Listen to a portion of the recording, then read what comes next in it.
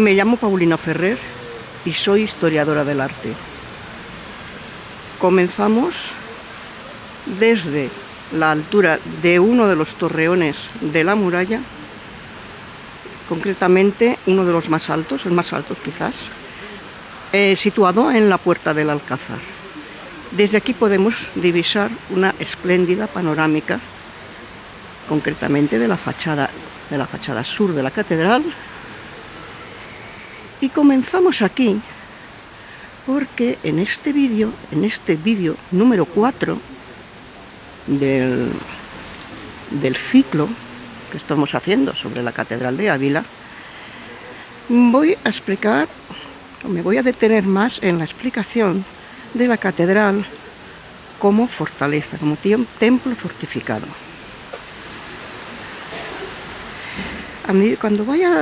Ahora me voy a trasladar hacia aquí para hablar un poquito del Alcázar, de lo que fue el Alcázar de Ávila.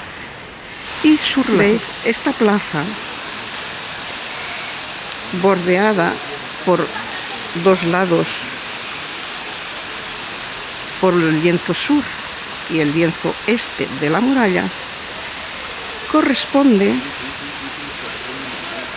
al solar dejado por lo que fue el Alcázar Real, de Patronato Real, de Ávila, que tristemente fue derribado en el siglo XX, hacia 1930 aproximadamente.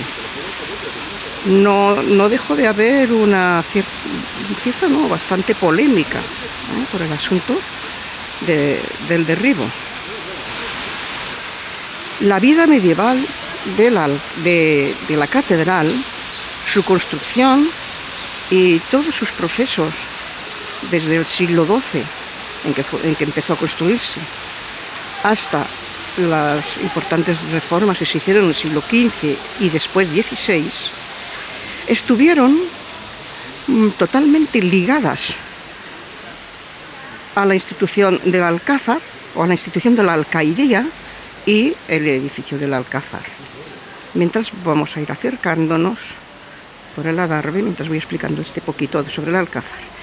Bien, no dejó de haber problemas entre la alcaidía y el episcopado, o el cabildo de la catedral. ¿Por qué? Pues porque la catedral estuvo condicionada a la unión poliorcética. Poliorcética quiere decir una unidad de defensa.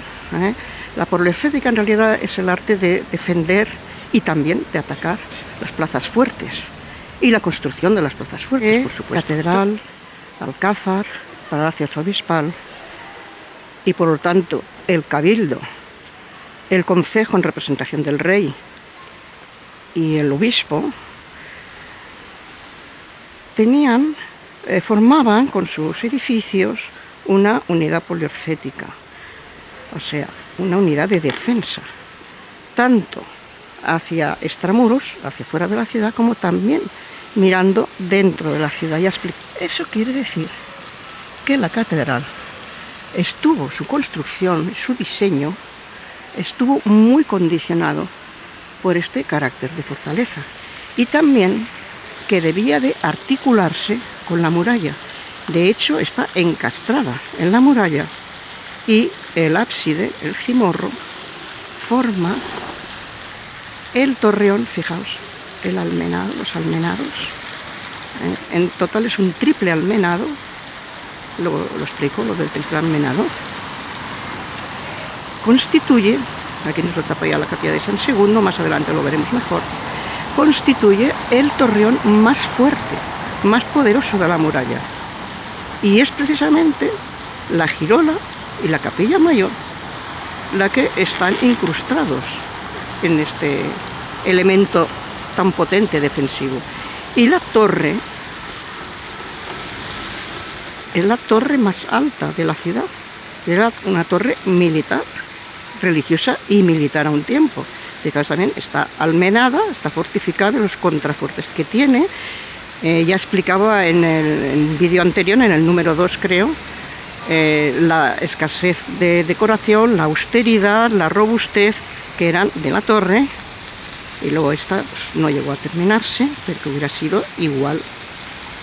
Esta es la torre sur, pero se terminó, que hubiera llegado a ser igual que la torre norte.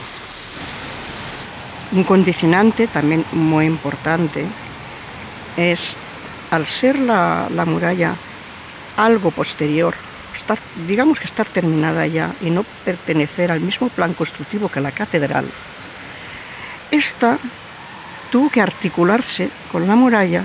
La muralla suponía un pie forzado para la construcción de la catedral. Tenía que atenerse a lo que había. Y ahora, cuando vayamos un poquito más adelante, explicaré cómo tuvo que encastrarse, qué fuerza tuvo que hacer, digamos, que se tuvo que acondicionar, ¿no? Entonces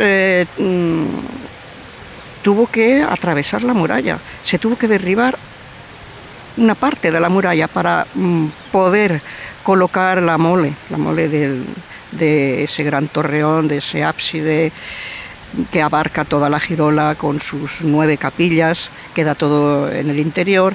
Entonces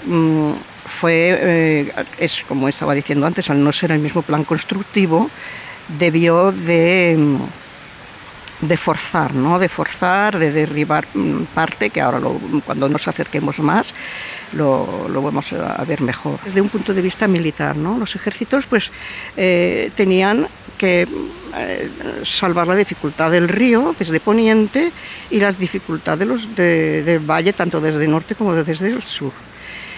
Por ello, la fortificación de la ciudad era menos potente, digamos, porque había un murallón natural que era el promontorio, la Acrópolis, que es una verdadera Acrópolis, la ciudad antigua de Ávila, y entonces el promontorio era una gran defensa. Sin embargo, vamos a ver, eso nos va a cegar. A mí me ciega el sol, yo no sé cómo estoy sacando esto. Aquí el terreno, claro, tampoco se aprecia muy bien, pero bueno, sí, por las construcciones se puede apreciar que es un terreno llano, casi llano, incluso estaba un poquito en descenso a la ciudad. ¿Qué quiere decir? Que esa zona de llanura a una misma altura, incluso un poquito de descenso, era muy favorable para realizar los ataques. Por esto, esta zona, el lado este de la muralla, es la zona más potente, donde tenemos los torreones más altos, más de mucho más volumen, ¿no? Fijemos, estos son los pequeños, digamos. El que estamos ahora mismo, en la puerta del Alcázar, esa es una de las puertas. Esta, con la de San Vicente, son las puertas más fuertes de la ciudad y están en el lado este. Entonces, ¿qué sucede? Pues que ahí es donde se coloca, como he dicho antes, la unidad poliorcética más potente en el lienzo este de la muralla, y que se constituye por el Alcázar, una muralla mucho más fuerte, más alta, de torreones mucho más salientes que en el resto, sobre todo que en el sur, que es donde hay muchísima más fortificación natural y la muralla es más endeble. Entonces, entre el Alcázar, la catedral fortificada, forman esa unidad defensiva, y tiene una grandísima exigencia militar, porque los ejércitos tratan de atacar desde este lugar. Y claro, y van con mucha más fuerza, y entonces hay que repelerlos, pues efectivamente también con mucha más fuerza. El asunto de tener que compartir el hecho defensivo con el Alcázar, con la alcaidía, supuso problemas bastante graves para el cabildo, para la catedral, puesto que tuvieron no solamente ya las restricciones constructivas, sino restricciones incluso de uso de la catedral y de las dependencias catedralicias, porque claro, al formar unidad con el Alcázar, los militares, los soldados y las fuerzas militares tenían que tener acceso a las zonas fortificadas de la catedral. O sea, acceso a los adarves que tiene la catedral, tanto en la cabecera y luego en lo alto de la nave central y en las torres, por supuesto. Entonces esto generaba conflicto. Algún documento en el que se habla de cómo, por ejemplo, el campanero tenía problemas para acceder a la torre, cuando tenía él allí su trabajo, porque ahí el último cuerpo es el campanario, y el último cuerpo, donde está una plataforma de defensa, pues, claro, le impedían o le restringían el acceso. Entonces él se quejaba de esto. Y así había bastantes, hubo muchos problemas porque querían accesos únicos para ellos, que les coartaban al cabildo, porque ellos también necesitaban acceder a las alturas de la catedral. Luego también la construcción les impedían incluso que construyeran algunas dependencias, porque podían ser molestas, pues, para la circulación militar, ¿no? Voy a subir ahora, a ver si no se me mueve mucho la cámara mientras subo. Las escaleras tienen unos peldaños altos. Vamos a ver el sol de frente. Subimos en este torreón ya más cercano a la catedral. No tiene la altura del otro, pero tiene más cercanía. Entonces, vamos a ver más. Bueno, ahora me alejo porque desde aquí vamos a acercar la torre. Bien. Fijaos, uno de los condicionantes, que esto antes en el vídeo número 2, el que dedica a las torres, y al cuerpo occidental de torres, no se apreciaba el chapitel de la torre. Pero fijaos el condicionante militar. Vemos el almenado, por supuesto, y un pequeño chapitel.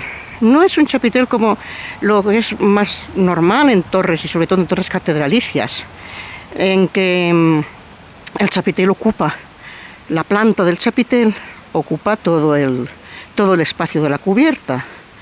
Aquí no podía ocupar todo el espacio, sencillamente porque necesitaban los militares que se colocasen en el adarve, necesitaban un espacio en el adarve. Y claro, el chapitel no podía alcanzar ni la altura ni el ancho de planta que es habitual, como he dicho antes, en torres de catedrales que, claro, monumentalizan este chapitel. En cambio, aquí, como tienen que dejar ese paso, si tuviéramos un dron, lo veríamos en una vista aérea, se vería perfectamente, ¿no? En el espacio, un espacio amplio que se deja entre los bordes de la torre y el chapitel.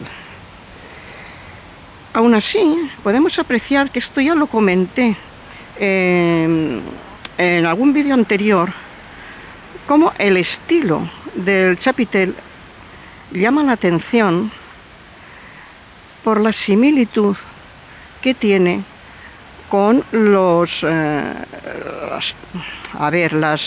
cimborrios. Cimborrios son torres destacar casi como una torre, una cúpula en el centro de un crucero, como puede ser la Torre del Gallo de la Catedral Vieja de Salamanca, luego en la Catedral de Zamora, la Catedral de Plasencia. Ya creo que comenté algo de esto, que en esas catedrales, Catedral de Toro, se usa un estilo muy interesante que se construye en esta época aproximadamente, somos en la segunda mitad del siglo XII, entrando ya en el XIII. Se construyen unas, voy a alejar un poquito, aquí así se mueve menos la imagen. Se construyen en un estilo muy especial. Los elementos son similares a aquellas bolas que explicaba el otro día en el vídeo número 2, Creo que estos como bulbosos, estos elementos bulbosos y los elementos escamados confieren un carácter a este estilo. Y entonces en esto coinciden. Claro, los otros son elementos mucho más elaborados, que son cimborrios completos, y esto no es más que un pequeño chapitel. Y luego este mismo estilo se observa en los pináculos, ¿veis? Se repite en los pináculos, como también en los pináculos de los arbotantes, de los botareles, que soportan el arriostramiento de los arbotantes. ¿Veis? Todos están en esa línea de estilo. Sí. He querido volver a subir al torreón, a uno de los torreones, bueno, a la puerta del Alcázar, porque quiero mostrar, explicar un poquito sobre la estructura de la catedral, porque desde aquí se va a ver mucho mejor que lo hubiéramos visto desde abajo. De todas maneras, cuando continúe con el exterior por la fachada norte, que tendrá que ser desde abajo, hablaremos más de esto, y sobre todo cuando entremos en la catedral. Me refiero a, fijaos cómo hay una diferencia enorme entre la altura de la nave central y la nave lateral. Esto, por supuesto, se repite en el lado norte. Aquí estamos en el lado sur. Esa diferencia de altura tan grande, que es de las catedrales españolas, la de Ávila, es la que tiene una diferencia de altura más acusada entre nave central y lateral o laterales, hasta el punto de que el conjunto de arriostramiento, o sea, los arbotantes con sus botareles, los botareles son los contrafuertes sobre los que vemos los pináculos, estos contrafuertes, y los arbotantes solamente los podemos ver por la sombra, porque no hay, yo he intentado irme más hacia el fondo del torreón, pero no hay perspectiva para poder ver claramente los arbotantes. Llega al punto de que lo habitual es que entre contrafuerte y el muro en el que se arriostra exista un arbotante. Sin embargo, aquí existen dos arbotantes por cada contrafuerte. ¿Por qué sucede esto aquí? Pues sucede porque en un principio había prevista, y de hecho así se construyó en la capilla mayor, aquí en la cabecera, se construyó una tribuna, la cual en el siglo XVI, está documentado en 1518, se derriba esa tribuna y no llega, o quizá, eso está por investigar, o se está investigando, quizá en parte se construyó, por lo menos en el crucero, se construiría parte de la tribuna que iba sobre las naves laterales. Pero en general, en lo que son el cuerpo de naves no se llegó a construir, pero claro, estaba proyectado y hubo que colocar una doble línea de arbotantes por tal diferencia, por tanto empuje que ejercen. Incluso, fijaos, observamos, desde el contrafuerte más a la derecha es más delgado, este es más grueso y este más grueso todavía. ¿Por qué? Porque a medida que se iba cubriendo la nave central, se observaba el gran empuje que hacía, y cada vez reforzaron más los contrafuertes. Por eso esa diferencia de grosor entre ellos. No se puede ver, qué pena, no se pueden ver los dobles arbotantes. En la capilla, aquí sí, ahí sí lo vamos a ver, cuando estemos más cerca lo vamos a poder observar. Como se llegó a construir, los arbotantes inferiores para los habitantes inferiores se aprovecharon los arcos fajones de aquella tribuna, y así hubieran sido los arcos fajones a la altura de los, es que claro, no se ve, de los primeros de los arbotantes más bajos que estamos. Otra cuestión es también la enorme anchura de los clerestorios, ya totalmente con un concepto totalmente gótico, de iluminación gótica. Por ello dan muchísima luz a la nave central. Lo que es una pena es que no se llegaran a realizar las vidrieras. Entonces lo que tiene son unas vidrieras modernas muy anodinas y excesivamente claras, con lo cual hay un contraste lumínico, eso lo veremos en el interior, pero hay un contraste lumínico muy grande entre la iluminación con vidrieras policromadas de cristales de colores maravillosa, con esa semipenumbra de la vidriera, luz, pero luz muy tamizada por el colorido, y estas que son casi blancas, son celestes, verdositas, celestitas, muy claras, apasteladas, y entonces hay un contraste lumínico que no es lo que se pretende en una construcción gótica. El gótico es luz, pero es luz transfigurada, es luz tamizada. Tenemos una luz magnífica, unas sombras que nos revelan también cuestiones arquitectónicas. Bien, aquí tenemos el gran rosetón, que es un rosetón de tipo... No es un rosetón que marque los radios, por supuesto la simetría es radial, pero no marca los radios. Entonces se considera, digamos, más cercano al gótico que el otro rosetón del norte, que ese sí marca los radios, y entonces se considera de una concepción más románica. Y vamos a ver lo que estaba explicando antes, en un rosetón de concepto románico, claro, muy tardío, románico muy tardío, pero es todavía el concepto este de marcar los radios, que es San Pedro. Os voy a acercar, ahí, ¿veis? Los radios totalmente marcados. Esto es un concepto que tira más a lo románico que a lo gótico. Esto lo vamos a ver como decía antes, en el rosetón norte del crucero de la catedral.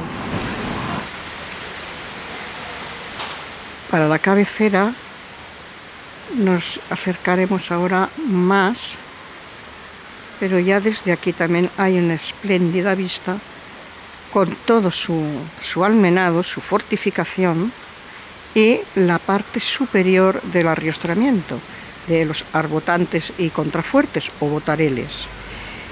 Vemos también cómo que siendo la parte más antigua, la primero que se construyó de la catedral, vemos la piedra maravillosa, la piedra llamada piedra sangrante, que es una arenisca con óxido de hierro, extraída de una cantera muy cercana de aquí de Ávila, de La Colilla.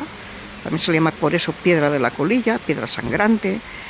Me dirijo al torreón norte y para ir viendo en la cabecera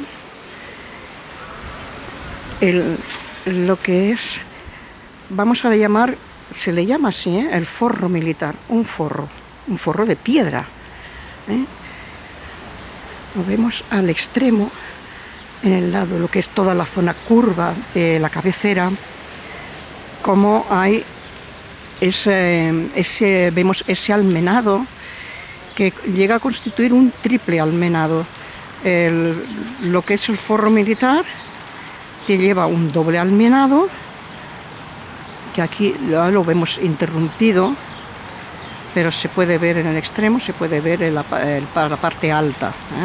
El almenado alto son dos adarves, el adarve inferior, que luego lo veremos mejor, que se ve, es un adarve amatacanado, forma un gran matacán alrededor del torreón, y luego el tercer almenado, pues como hemos visto antes, es la coronación de la cubierta, digamos, sobre la capilla mayor. Aquí, ya abajo en el adarve, vemos el cerramiento del claustro. Quiero sacar esta imagen porque, bueno, es una visión privilegiada. Ya esto lo vimos en el vídeo número 3, los cerramientos del claustro, las capillas del claustro por fuera. Me voy a acercar. ¿Veis? Esta es la capilla donde estaba la crestería, donde aparecen los medallones de la muerte y de la vida. Lo que pasa es que aquí no se ven pues que coge el ángulo, y más bien se ve desde detrás, un poquito desde detrás, que desde delante donde se ven los medallones. Que vamos recorriendo la crestería con sus flameros.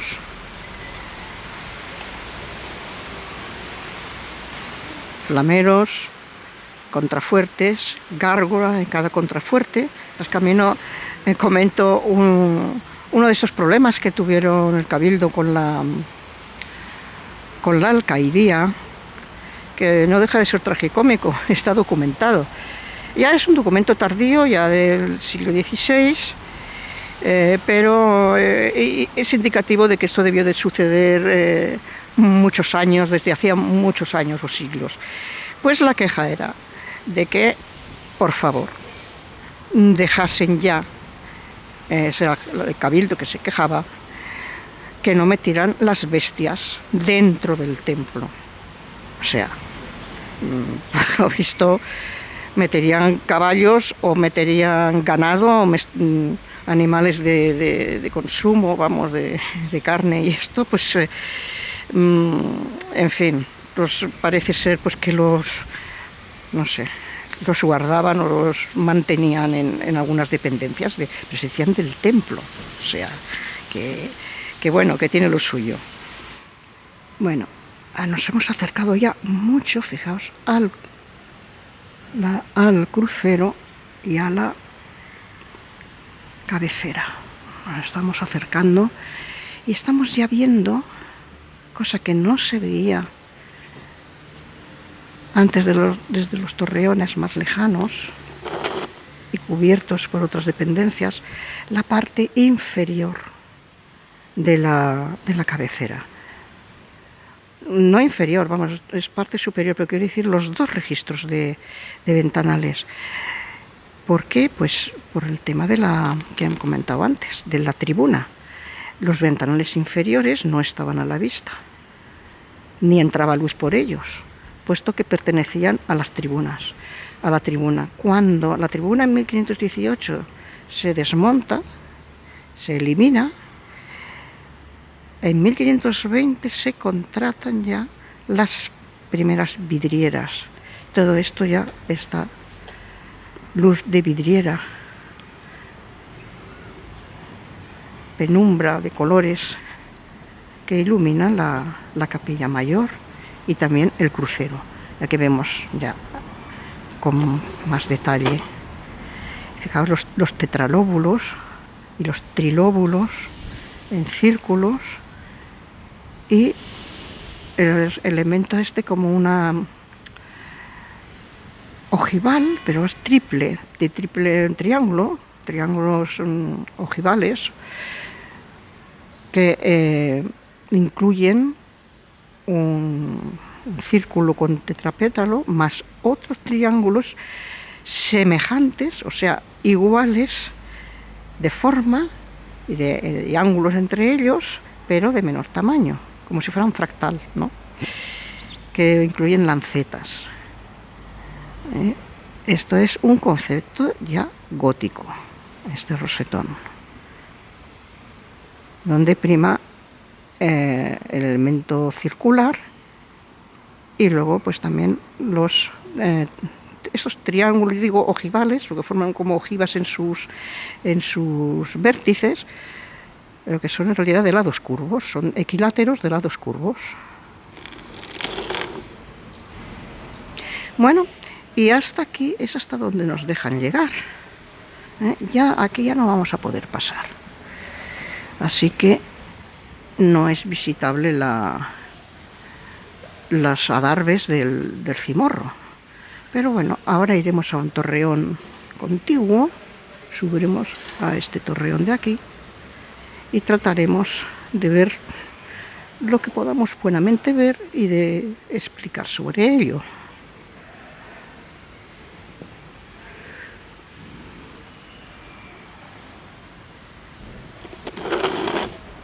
¿Ves? Los pináculos, que tienen la misma estructura en pequeño que el chapitel, con este tipo de ornamentación que recuerda a esto románico tardío, bizantinizante, de en las catedrales de Plasencia, Toro, Catedral Vieja de Salamanca. Y se me queda uno, Zamora, nada menos. Zamora, donde han dado la posibilidad de que hubiera intervenido Frühschild, con lo cual, como he dicho antes, explicaría esa similitud de estilo.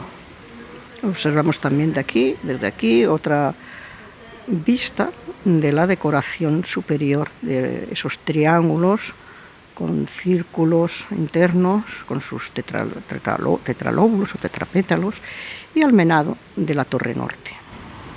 Aquí me acerco a ese doble registro de ventanales de la cabecera, pero esta vez lo he hecho por el tema para que veáis la belleza que tiene esa piedra única. Esa piedra es única, esta es propia de Ávila, ya digo, de la cantera de la Colilla, muy cerca de la ciudad.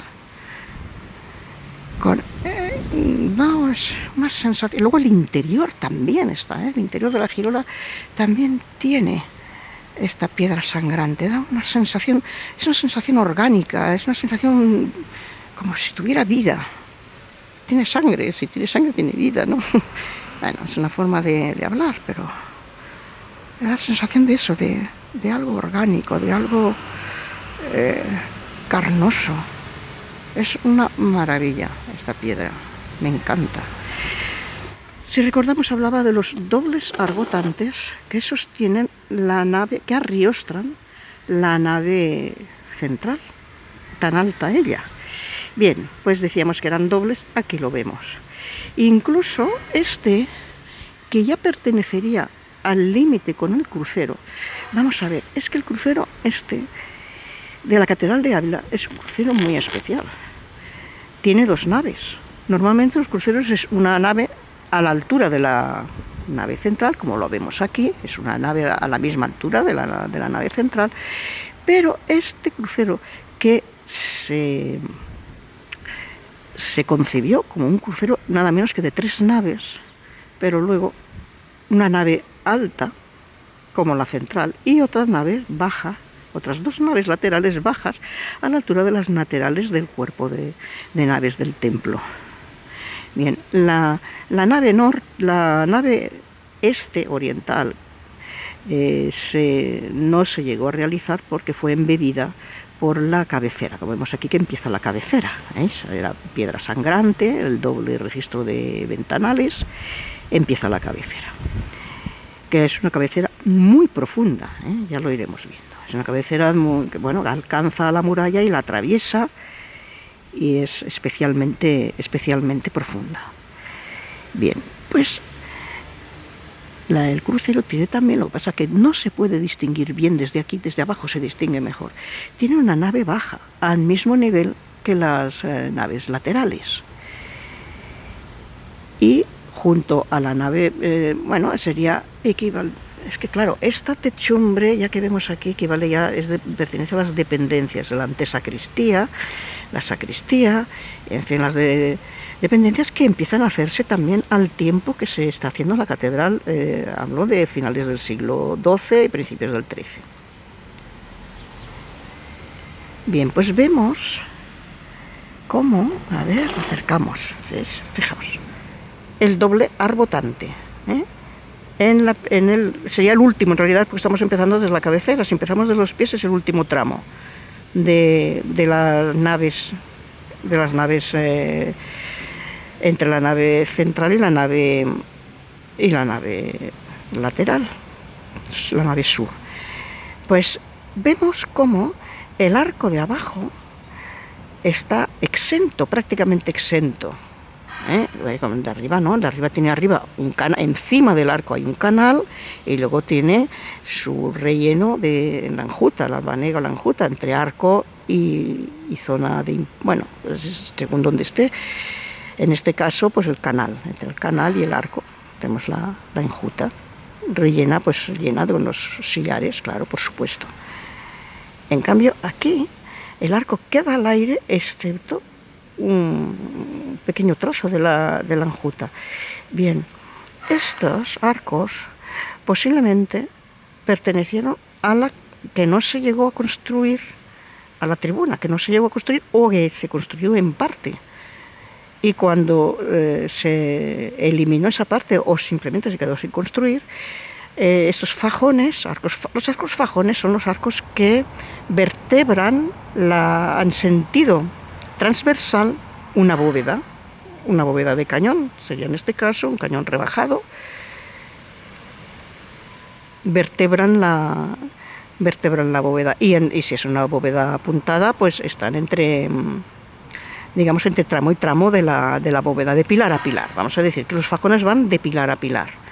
Cada 2 pilares, cada pareja de pilar, pues se coloca un arco fajón. ¿Veis? Pues esto lo vamos a ver también en la cabecera. Y podemos observar aquí, a ver, la diferencia entre unos arbotantes y otros. En este caso queda solamente el arco, como hemos visto anterior en el arriestramiento que hemos visto antes de las naves. Y los hay en el tramo, cuando empieza el tramo curvo, que es entre el tramo curvo y el tramo recto, ya tienen canal arriba y enjuta. Aquí se ve muy bien la enjuta, el canal y el arco, y en el centro la enjuta también totalmente tapiada en piedra. Lo que no llegamos a ver en los curvos queda el arco suelto, y abajo, que no llegamos a ver si hay alguno que podamos ver por debajo. Desde donde se puede ver mejor va a ser desde el otro lado de la muralla, cuando pasemos al otro lado. No se llega a ver. Los inferiores son todos así, son todos con el arco, solo el arco. Ello también es porque se aprovecharon, como he dicho antes, se aprovecharon los arcos fajones de lo que era la tribuna, que en este caso, como digo, se construyó totalmente. Seguimos viendo ese estilo en los pináculos, con los elementos estos bulbosos. En este caso son más sencillos, más pequeños también, son más sencillos de los que hemos visto antes. No llegamos a ver, llegó a traspasar la muralla, para lo cual hubo que derribar uno de los torreones y los 2 paños colindantes. Quedaba muy pegados los otros 2 torreones alternos, al norte y al sur del ábside de la catedral. Uno de ellos, el sur, desapareció también. O sea, ya quitaron otro torreón más a la muralla. ¿Por qué? Pues porque se construyó esta capilla. Esta es la capilla de San Segundo, construida en el siglo XVI, XVII, XVIII, bueno, tiene partes, ¿no? Pero bueno, en bloques es de finales del XVI. Y hubo que derribar el torreón que ocupaba el espacio que ahora ocupa esta capilla de San Segundo. Esta la veréis como la muralla cede, aquí vendría ese torreón y cede ante la construcción de la capilla de San Segundo. Vuelvo a mostrar la cabecera, el doble registro, porque se ve mucho mejor desde aquí que desde lo alto del torreón. También se aprecian los arbotantes suelto, el arco suelto, nada más que el dobelaje del arco, las dovelas, que son las... El primer tramo es más estrecho y se observa que los arquillos no tienen más remedio que al estrecharse realizar la forma de herradura, ligeramente de herradura, muy ligeramente, y esto ya que tienen más anchura, los del segundo tramo, pues ya son semicirculares, no son de herradura. Y arriba son sencillas. Arriba van sin parteluz, abocinados, por supuesto, arriba y abajo. Abocinados más simple el de abajo, a base de listeles. Y este es un poco más ornamentado. La piedra le da también un aspecto ornamentado. Y son más que sencillos listeles, son las arquivoltas, son boceles, o sea, de sección circular. Y luego hay un derrame en la primera arquivolta, tiene como un derrame, ¿eh? En cambio esta son listeles, o sea, recto y recto, ángulo recto. A cambio, pues se ornamentan con parteluz y los dos arquillos y forman un tímpano. Estos no tienen tímpano, ¿eh? Es el arco abierto, el hueco abierto en el arco, sin tímpano. Tenemos un sol más fuerte ahora, ya veremos si se nota en el vídeo, con lo cual destaca más. Es precioso, desde luego, destaca más el ornamento natural de esta piedra sangrante.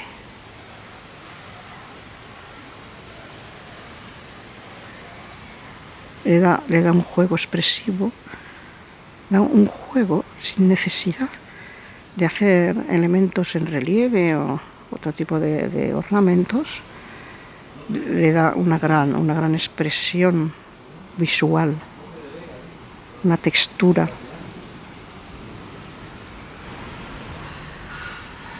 Con esta vista de la catedral desde la Adarve de la muralla, con una luz preciosa que destaca sus formas arquitectónicas, con las sombras, luz y sombra, la belleza de la piedra de la colilla,